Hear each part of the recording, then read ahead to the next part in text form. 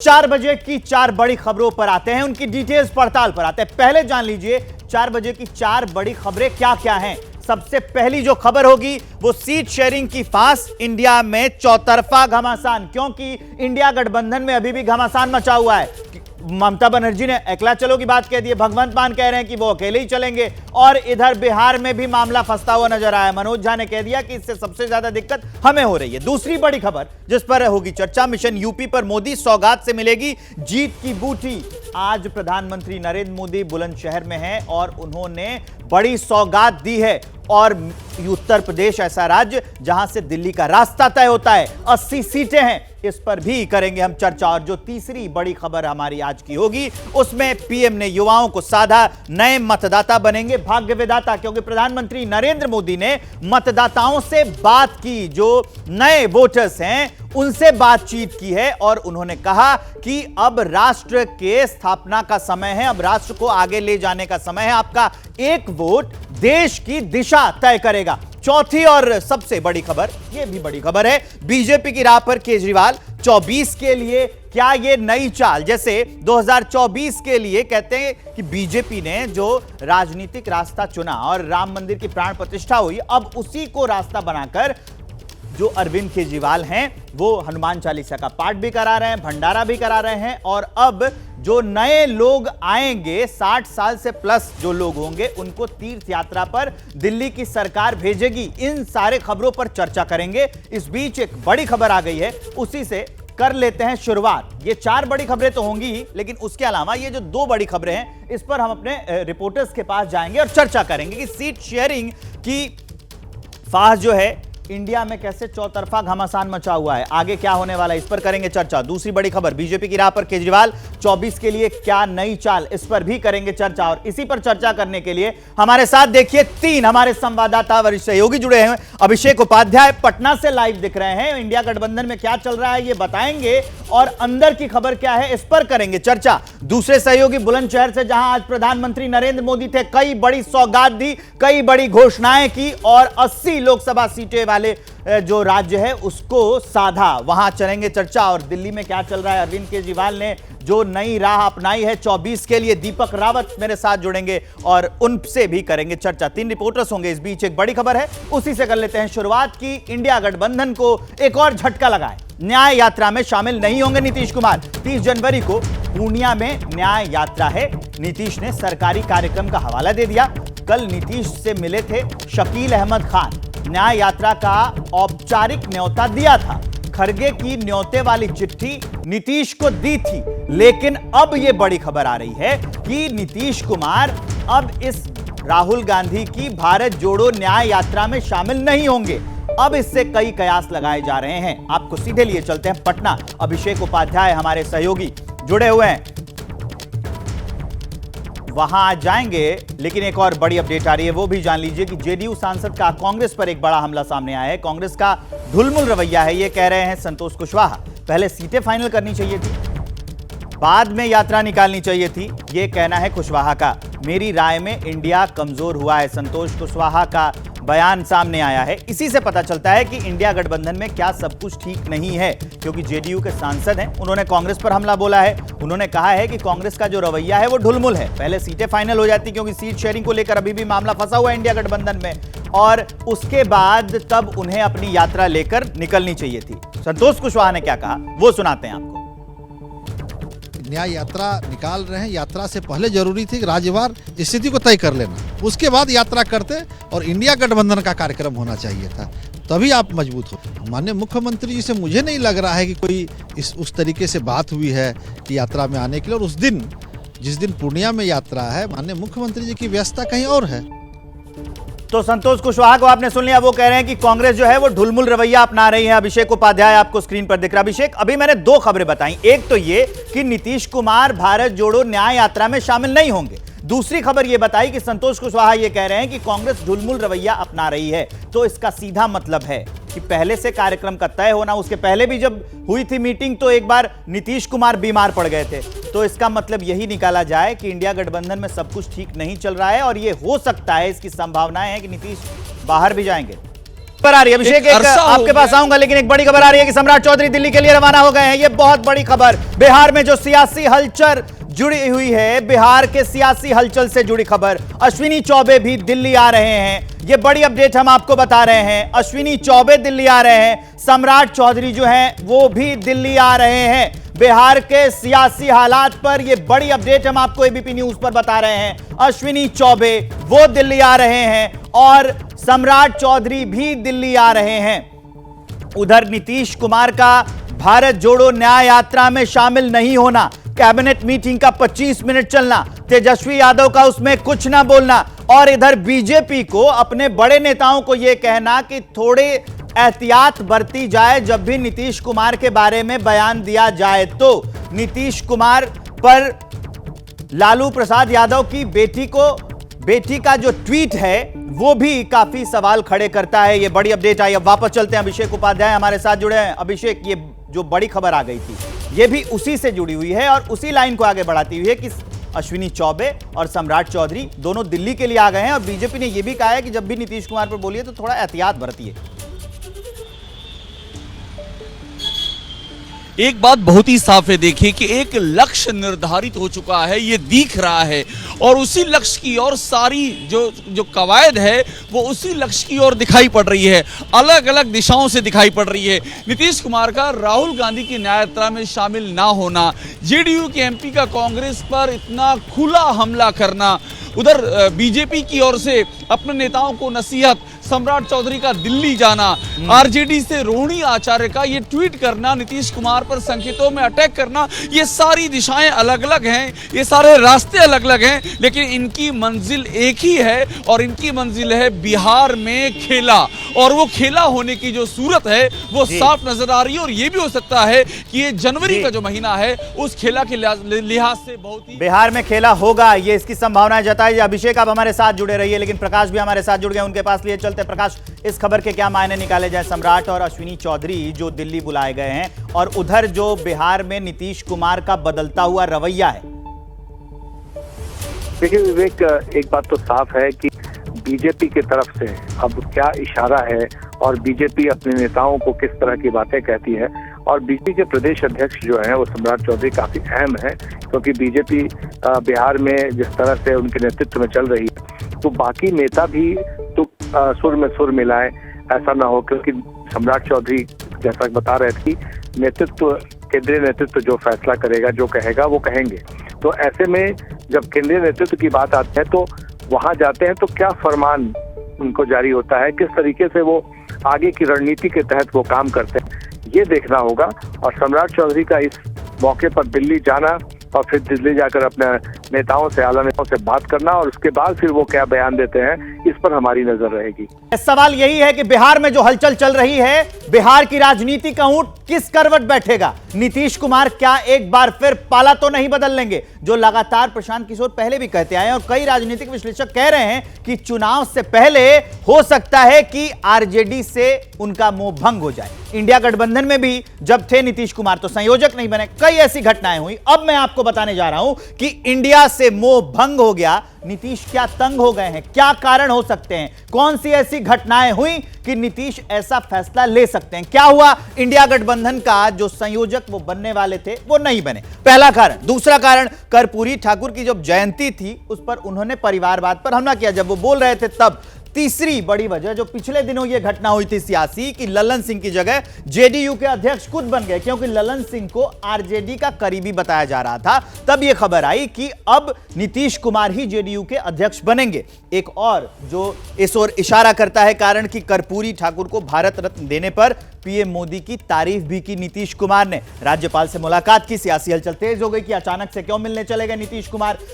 उसके अलावा सीट बंटवारे में देरी पर कांग्रेस को घेरा की, लगातार जो जेडीयू के नेता हैं वो भी घेर रहे हैं कि ये जो सीट शेयरिंग नहीं हो रही है इससे काफी नुकसान होगा। राहुल की न्याय यात्रा से दूरी बनाई, कहे कि हमारा कार्यक्रम पहले से तय है, मैं नहीं आ पाऊंगा। ये सारे जो कारण हैं, ये सारी जो चीजें हैं, ये बता रही हैं कि नीतीश कुमार का मोह इंडिया गठबंधन से भंग हो गया है। अब मैं आपको आगे बढ़ते हुए एक बड़ी खबर बता रहा हूं सूत्रों के हवाले से कि नीतीश पर बीजेपी अब नरम पड़ गई है। बिहार बीजेपी के नेताओं को सलाह दी गई है नीतीश को लेकर बोलने में एहतियात बरतें। यह भी कई बड़े संकेत दे रही है। सूत्रों के हवाले से यह बड़ी खबर बता रहे हैं कि नीतीश कुमार पर जब भी बोलना हो बीजेपी के नेताओं को वो एहतियात बरते,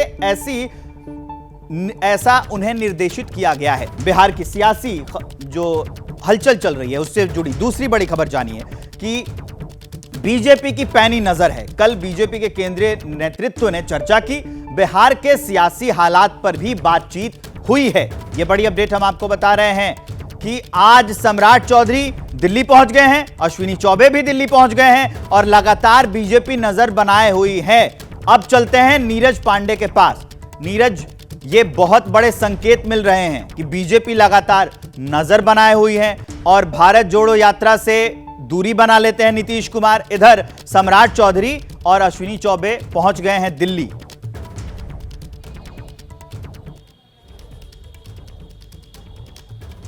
देखिए विवेक, भारतीय जनता पार्टी चूंकि राष्ट्रीय पार्टी है और बिहार एक बहुत बड़ा स्टेट है, 40 लोकसभा की सीटें हैं, तो ऐसे में भारतीय जनता पार्टी वहां में अगर कोई भी राजनीतिक हलचल होती है या घटनाक्रम होता है तो भाजपा का उस पर नजर गड़ाए रखना बहुत इंपॉर्टेंट हो जाता है। और ऐसे समय पे जब कर्पूरी ठाकुर को भारत रत्न दिया भारत सरकार ने, उसके तुरंत बाद आप देखें नीतीश कुमार का ट्वीट आया, उसमें प्रधानमंत्री को उन्होंने बधाई दी, शुभकामनाएं दी और इसके लिए धन्यवाद दिया, तो उसके बाद से संभावनाएं और बढ़ जाती है। निश्चित रूप में लोकसभा चुनाव में लेकिन नीरज, संभावनाएं एक तरफ है लेकिन विरोधाभास भी दूसरी तरफ है। ज्यादा फायदे नीरज, संभावनाएं एक तरफ, विरोधाभास भी दूसरी तरफ, क्योंकि बीजेपी पहले भी कह चुकी है कि अब नीतीश कुमार कैसे भी आएंगे तो हम नहीं लेंगे।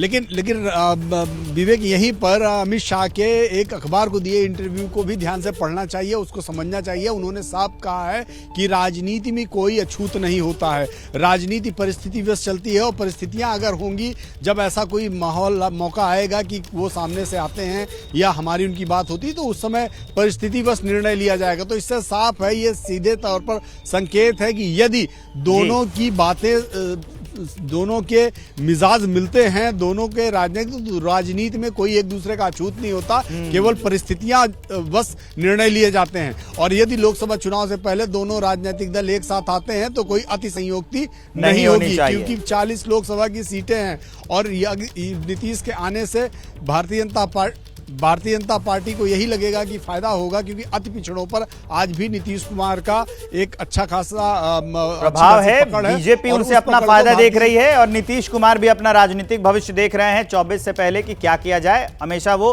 कुर्सी पर रहना चाहते हैं। बिहार की सियासत से जुड़ी अभी की बिल्कुल ताजा खबर, बीजेपी को लेकर जेडीयू का एक बड़ा बयान सामने आया है। एबीपी न्यूज से मंत्री मदन साहनी बोले हैं, नीतीश पहले भी बीजेपी के साथ रहे हैं, नीतीश हमारे इंजन है, जिधर इंजन जाएगा उधर बोगी जाएगी। मदन साहनी का यह बहुत बड़ा बयान सामने आया है। जेडीयू का यह बयान है, उन्होंने कहा है कि नीतीश पहले भी बीजेपी के साथ रहे हैं, नीतीश हमारे इंजन है, जिधर इंजन जाएगा उधर बोगी जाएगी। अभिषेक उपाध्याय जुड़े हुए हैं। अभिषेक, इससे साफ इशारा है कि अगर नीतीश जाते हैं तो जेडीयू में अंदर ही अंदर इस बात को तय कर लिया गया है कि वो सहर्ष बीजेपी के साथ वो लोग मिल जाएंगे। देखिए, ऐसा लग रहा है कि जेडीयू के भीतर लोग एसेस कर रहे हैं चीजों को कि क्या होने जा रहा है, क्योंकि ये पहली बार नहीं हो रहा है, इसके पहले भी ये एपिसोड दोहराए जा चुके हैं। तो उनको मालूम है कि इन हालातों में किस तरह के संकेत होते हैं, किस तरह के इंडिकेशन होते हैं, नीतीश कुमार की बॉडी लैंग्वेज क्या होती है, नीतीश कुमार के बयान क्या होते हैं, ये सारी चीजें मैच होती हैं। तो ऐसा दिख रहा है कि जेडीयू पार्टी इस बात के लिए मानसिक तौर पे तैयार है कि ये होने जा रहा है और इसीलिए वो लोग कह रहे हैं कि नीतीश हमारे इंजन है, जहां नीतीश जाएंगे वहां हम चले जाएंगे। यानी कि कहीं कोई प्रतिरोध जैसी बात, कहीं कोई टू ओपिनियन दिखाई नहीं दे रहा है और सब इंतजार कर रहे हैं कि नीतीश कुमार फाइनल फैसला कब लेते हैं। जी अभिषेक, आप हमारे साथ बने रहिए। इस बीच बिहार की सियासी हलचल पर कैसे बयानबाजी हो रही है ये भी आपको सुनवाते हैं, ये सुनिए जरा। ये सब अंदाज लगाया जा रहा है और इस तरह का अंदाज समय से पूर्व अगर कोई लगाते हैं तो ये राजनीति का हम लोग को सही नहीं लगता है। क्या होगा नोबडी नोज, लेकिन बिहार के हित में माननीय मुख्यमंत्री शुरू से जो अच्छा होगा वो करते आए हैं, आगे भी करेंगे। पूरी पार्टी साथ खड़ी रहेगी। चट्टानी एकता है जदयू, चट्टानी एकता, कहीं कोई विरोध नहीं है, कहीं नहीं। ये नहीं कहेगा कि उधर क्यों चले गए इधर रहिए। चट्टानी एकता नीतीश कुमार के जेडीयू पार्टी पूरी कहाँ जाएंगी, पूरी पार्टी साथ जी पूरी साथ। ऐसा दिखता है कि लालू यादव और नीतीश कुमार में अभी 36 का रिश्ता बन गया। हो सकता है कुछ करना होगा तो इसी समय में वो कर देंगे। उनकी स्थिति ना स्थिति कोई मंथन का कोई सवाल ही नहीं उठता है। बिहार की जनता स्पष्ट जानती है नीतीश कुमार जी 2024 का चुनाव नहीं देख पाएंगे। तो ये इशारा बहुत साफ है कि जो इंडी गठबंधन है वो तो अलग अलग पार्टियों के अलग अलग नेताओं के हमने बयान आपको सुना दिए। अब आपको सुनाने जा रहे हैं कि मदन साहनी ने और क्या कुछ कहा है। बिहार में गठबंधन को लेकर कई सवाल खड़े हो रहे हैं। हमारे साथ हैं मंत्री मदन सहनी जी। मदन सहनी जी, एक सबसे बड़ा सवाल ये है, नीतीश कुमार क्या आपको लगता है कि इस गठबंधन से अलग होकर एनडीए में जाएंगे? अगर वो बीजेपी के साथ जाते हैं तो क्या आप लोग इसके लिए तैयार हैं? जाते हैं कि नहीं जाते हैं ये तो अभी तक हमको पता नहीं है, लेकिन अगर जब इससे पहले भी बीजेपी के साथ रहे, लंबे समय तक रहे, बीजेपी के बाद हम लोग महागठबंधन में आए, फिर बीजेपी में गए, तो जिधर मुख्यमंत्री जी जाएंगे, मुख्यमंत्री जी हम लोग के इंजन है, हम लोग बॉगी हैं, उधर साथ साथ जाएंगे। उसमें कहाँ अलग होने से तो पटरी से उतर जाएंगे हम लोग। इसलिए हम लोग निश्चित रूप से कहीं कोई इसमें परेशानी भी नहीं है। वो जो भी निर्णय लेंगे उस निर्णय के साथ हम लोग सब दिन रहे हैं, आगे भी रहेंगे। तो मदन साहनी ने यह कहा है कि नीतीश कुमार जो भी निर्णय लेंगे हम उनके साथ खड़े हैं। नीरज पांडे, इस तरह से नीतीश कुमार क्या दो चीजों को साधने की कोशिश कर रहे हैं? क्योंकि जब से वो आरजेडी के साथ गए थे, जेडीयू में एक धड़ा था जो इस बात का समर्थन कर रहा था, दूसरा धड़ा ये था जो कि आरजेडी के साथ जाने से खुश नहीं था। तो एक तो वो उसको साध ही लेंगे और साथ में 2024 में जो अपना वो भविष्य देख पा रहे हैं उससे भी उनको फायदा मिलेगा।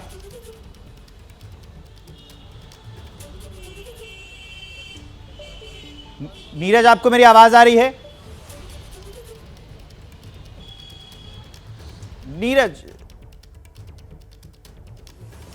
नीरज को मेरी आवाज नहीं जा रही है। ये सवाल मैं अभिषेक उपाध्याय से पूछ लेता हूं। अभिषेक जी विवेक, अपना सवाल फिर से दोहराएं क्या? मैं ये पूछ रहा था नीरज आपसे कि जेडीयू में दो धड़े हो गए थे कि पहला एक धड़ा था, आ रही है नीरज आपकी आवाज, और आपसे ही मेरा सवाल है कि एक धड़ा था जो जेडीयू को आरजेडी के साथ जाने से खुश था, दूसरा धड़ा यह था जो कि जेडीयू के बीजेपी के साथ मतलब अलग होने से वो नाखुश था। वो कह रहा था कि बीजेपी के साथ होना चाहिए। तो नीतीश कुमार ये अगर वो बीजेपी में वापस जाते हैं, शामिल होते हैं एनडीए में, तो दो चीजों को साधेंगे। एक तो जेडीयू के अंदर जो नाखुश नेता थे उनको साध लेंगे और 24 की राह भी उससे आसान कर लेंगे।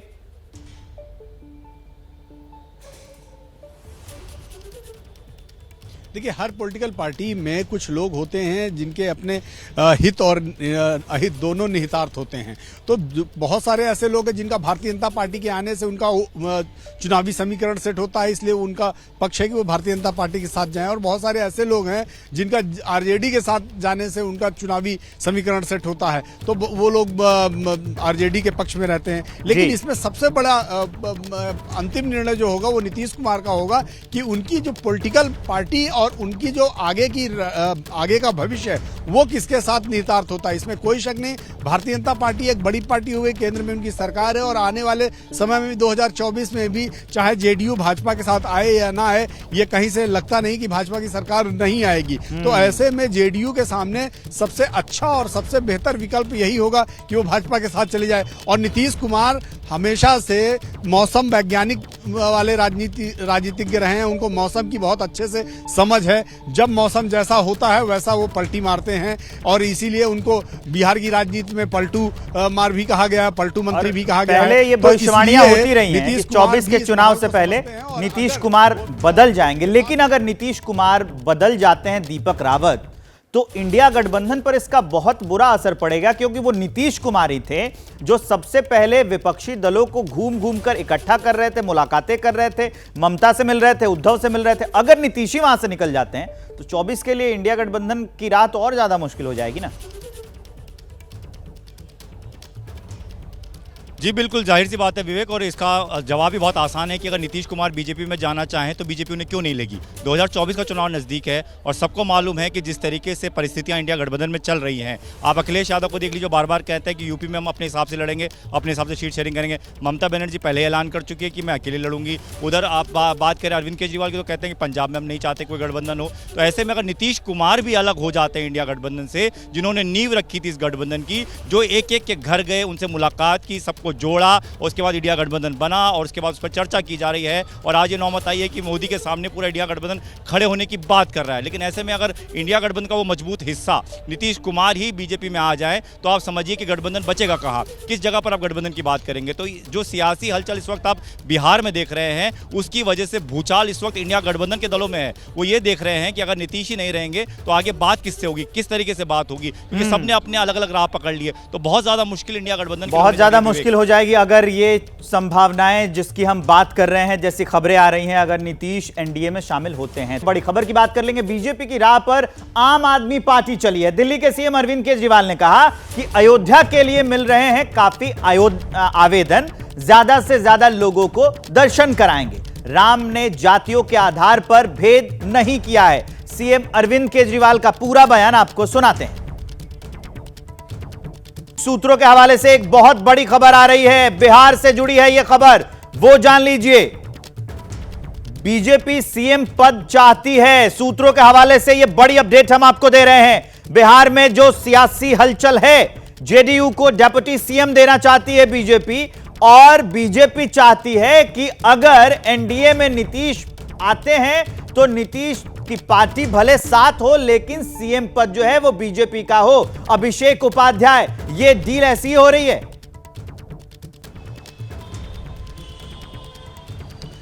देखिए, ये आपस की बातचीत है और जाहिर सी बात है कि बीजेपी अपर हैंड यहां रखना चाहेगी, क्योंकि बीजेपी की शुरू से एक कवायद रही है और एक लंबे समय तक बीजेपी यहां पर एज ए सबऑर्डिनेट काम की है।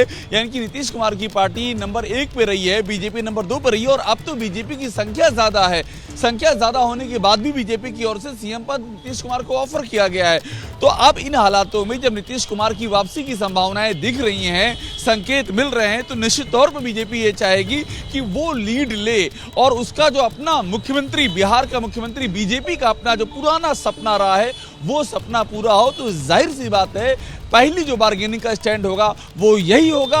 अब इसमें देखना ये कि नीतीश कुमार के साथ जो बातचीत चल रही है, उसमें हमारी जानकारी कुल 5 इश्यूज हैं अलग अलग जिनको लेकर के बातचीत चल रही है और इन बातचीतों की जो शक्ल है वो तय करेगी कि ये मामला कितनी जल्दी सॉर्ट आउट होता है। लेकिन अभिषेक, तब इसमें एक बात मुझे और समझाइए, जो पॉलिटिकल पंडित जो कहते रहते हैं, इसकी संभावनाएं भी जताई जाती हैं कि अगर नीतीश कुमार अब की बार एनडीए में शामिल हो गए तो बीजेपी नीतीश कुमार को खा जाएगी।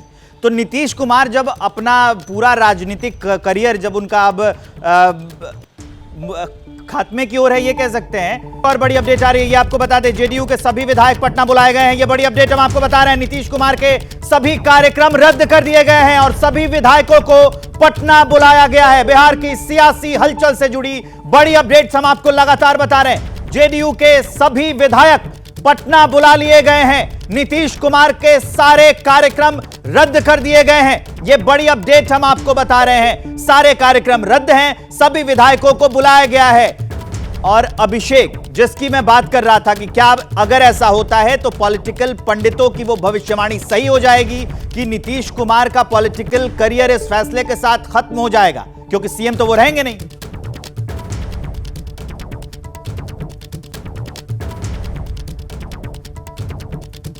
की भविष्यवाणी करना इस आज के हालातों में ये बहुत ही ज्यादा चैलेंजिंग काम है। लेकिन इतना जरूर है, दूसरा पहलू भी देखिए, नीतीश कुमार को तेजस्वी की पार्टी यहां पर आरजेडी बिहार में जिस तरह से नीतीश कुमार का स्पेस है वो आरजेडी खा रही है, वो भी उनके लिए एक बड़ी चिंता का विषय है। बीजेपी के साथ जुड़ेंगे तो कम से कम उनके पास केंद्र का भी स्पेस बचेगा और राज्य का भी बचेगा।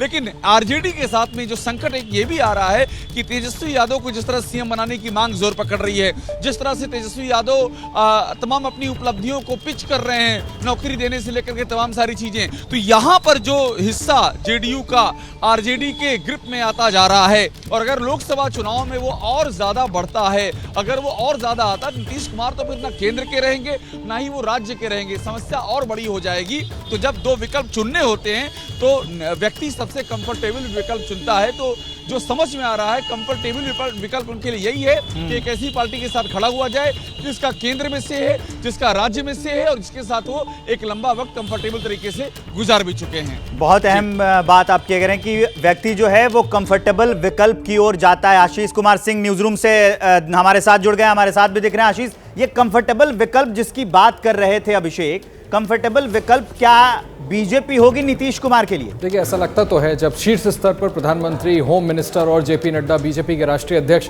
इस पे चर्चा कर चुके हैं। ये तक चर्चा हो रही है कि असेंबली को डिसॉल्व कर दिया जाए। जो हमें सोर्सेज से पहले जानकारी मिल रही थी कि नीतीश कुमार ऐसा चाहते हैं अगर बीजेपी के साथ बन जाए तो असेंबली डिसॉल्व करके विधानसभा और लोकसभा चुनाव एक साथ करा लिया जाए। इस पर क्या सहमति बनती है, लेकिन बड़ी बात यह है कि जो हमें सोर्सेज से जानकारी मिली, विवेक, जो आप थोड़ी देर पहले बता रहे थे, सभी जनता दल यूनाइटेड के एमएलएस को जहां भी थे उनको पटना बुलाया गया है। निश्चित तौर पर कोई ना कोई उनको निर्देश दिया जाना है, तभी यह फैसला किया गया। और नीतीश कुमार के बिहार से बाहर के जितने भी कार्यक्रम थे, हम पहले भी बता चुके हैं, लेकिन जितने भी कार्यक्रम थे, जो 4 तारीख को उनको झारखंड जाना था या तमाम दूसरे कार्यक्रम, वो सभी रद्द कर दिए गए। तो खबर ये जान लीजिए कि बिहार में विधानसभा को भंग करने पर विचार चल रहा है। सूत्रों के हवाले से यह बड़ी अपडेट हम आपको बता रहे हैं। बिहार की सियासत में बड़ी हलचल, विधानसभा को भंग करने पर विचार चल रहा है। प्रकाश कुमार हमारे सहयोगी जुड़े हैं। बीच का रास्ता निकालने पर भी विचार हो रहा है। प्रकाश, बीच का रास्ता निकालने पर विचार हो रहा है, बीच का रास्ता क्या होगा?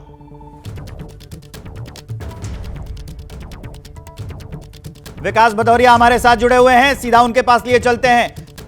विधानसभा को भंग करने पर विचार चल रहा है, लेकिन बीच का रास्ता भी निकालने की बात चल रही है। विकास, बीच का रास्ता क्या होगा? देखिए, जो बातचीत चल रही है बैक चैनल, उसमें साफ तौर पर 3 जो बातें हैं वो उभर कर सामने आई हैं।